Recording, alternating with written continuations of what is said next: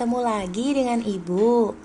Hari ini kita ingin belajar tema 2 bahasa Indonesia, yaitu mencari informasi penting dari teks. Tema 2 bahasa Indonesia ini masih subtema 1 ya, yang sudah Ibu rangkum dari buku kalian. Dengarkan baik-baik apa yang Ibu jelaskan, oke? Informasi. Apa sih informasi itu? Ya, informasi adalah sekumpulan fakta yang menggambarkan peristiwa atau kejadian tertentu. Informasi dapat membuat seseorang mengetahui atau memahami sesuatu hal. Bagaimana cara memperoleh informasi? Yang pertama, membaca judul terlebih dahulu. Baru yang kedua, membuat teks dengan cermat. Bukan membuat Bu Festi, tapi membaca. Yes, mohon maaf ya. Maksud Ibu, membaca teks dengan cermat. Setelah membaca teks dengan cermat, kita bisa menggali informasi agar dapat memahami isi teks tersebut. Nah, menggali informasi ini kita lakukan dengan 2 cara loh anak-anak.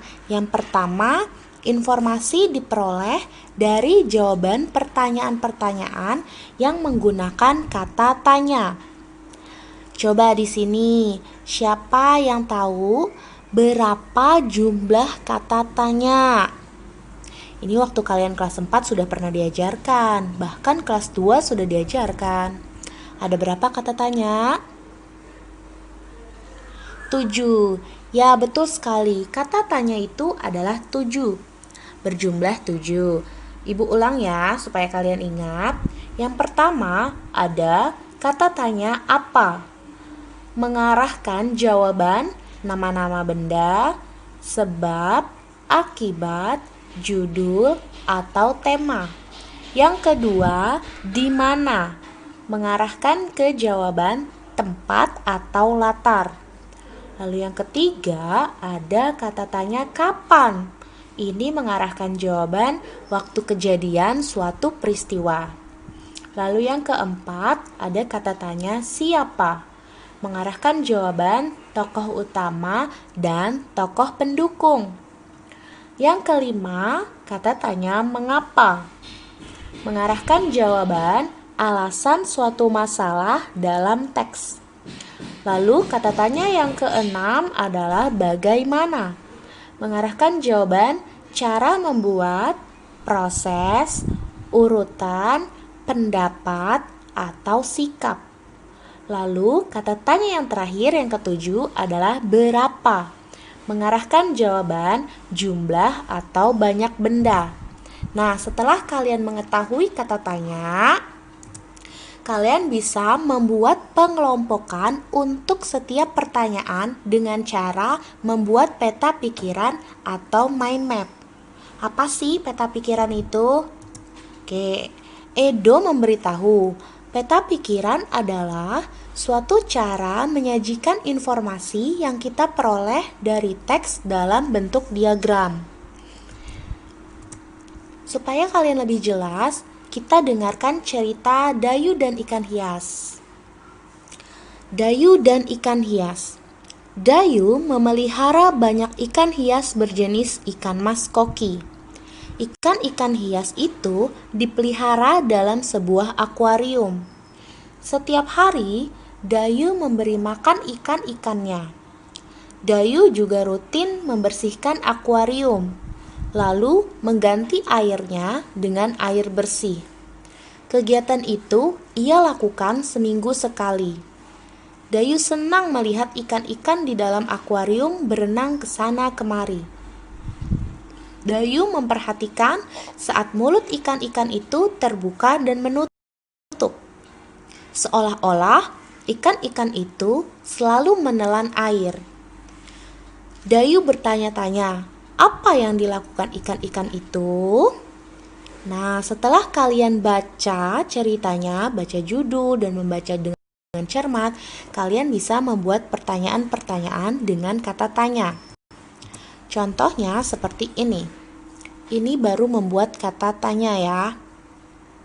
Siapa yang memelihara ikan hias? Oh, maksud ibu bukan membuat kata tanya, tapi membuat pertanyaan dari teks. Yang pertama, siapa yang memelihara ikan hias? Jawabannya, Dayu. Lalu yang kedua, apa nama jenis ikan yang dipelihara? Ikan mas koki. Yang ketiga, di mana ikan hias itu dipelihara? Di akuarium. Nah, selanjutnya kita bisa menambahkan lagi. Ada pertanyaan, kapan ikan hias itu diberi makan? Ayo, kapan anak-anak? Setiap hari. Lalu pertanyaan apa lagi ya? Kapan ikan hias itu dibersihkan? Seminggu sekali. Ada lagi nggak ya? Oh, ternyata masih ada nih. Apa yang diperhatikan Dayu saat melihat ikan-ikan hiasnya? Dayu mengamati mulut ikan yang terbuka dan tertutup. Oke, ini merupakan jawaban pertanyaan dan jawaban berdasarkan cerita yang sudah kita baca.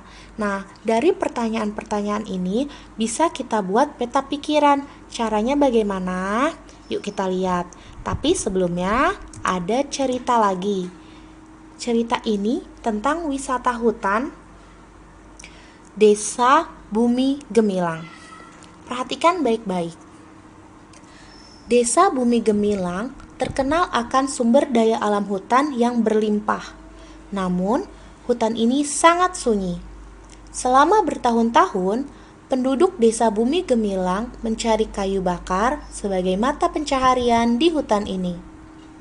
Kegiatan penduduk yang secara terus-menerus tersebut membuat beberapa pemuda jenuh. Menurut mereka, hutan di desanya sangat indah dan berpotensi untuk dijadikan hutan wisata.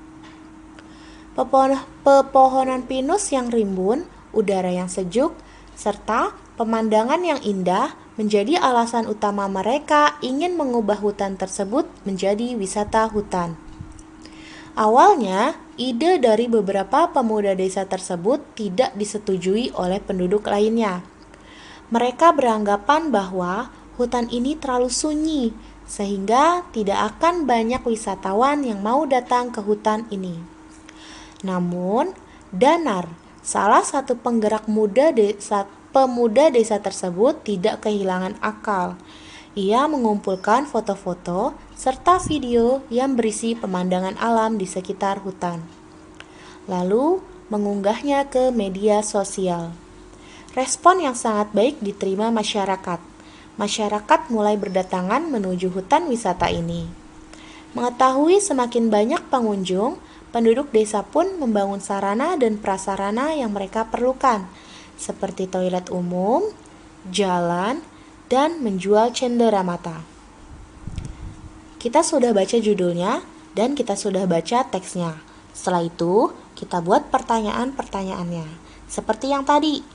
Namun kali ini, kita buat peta pikirannya. Pertama, buat judulnya, Wisata Hutan Bumi Gemilang. Judulnya ini terletak di antara diagram-diagramnya ya nak. Nah, contohnya peta pikiran yang pertama nih. Apa yang diusulkan untuk dibuat di Desa Bumi Gemilang? Itu sebuah pertanyaannya. Lalu jawabannya terdapat di bawahnya. Hutan wisata diusulkan untuk dibuat di Desa Bumi Gemilang. Lalu ini yang kedua. Mengapa para pemuda mengusulkan dibuat hutan wisata? Karena mereka jenuh dengan mata pencaharian mereka yang hanya mencari kayu bakar. Yang ketiga, Bagaimana cara Danar, salah seorang pemuda, memperkenalkan wisata di Desa Bumi Gumilang kepada masyarakat luar? Danar mengumpulkan foto serta video pemandangan alam di hutan, lalu mengunggahnya ke media sosial. Nah, ini yang terakhir. Siapa yang mengusulkan dibuatnya hutan wisata? Para pemuda Desa Bumi Gumilang. Nah, dari keempat pertanyaan ini dan jawaban, kita buat peta pikirannya, yaitu menjadi bentuk diagram. Oke, sampai sini paham ya anak-anak? Kalau sudah paham, ada tugasnya. Tugasnya adalah tentukan informasi penting dari teks cerita Hari Menanam Pohon dengan cara membuat peta pikiran. Teks ceritanya atau teks cerita Hari Menanam Pohon terdapat pada buku tema 2 halaman 23 dan 24. Kalian buka buku tema 2-nya halaman 23 dan 24. Lalu kerjakan di buku tulis.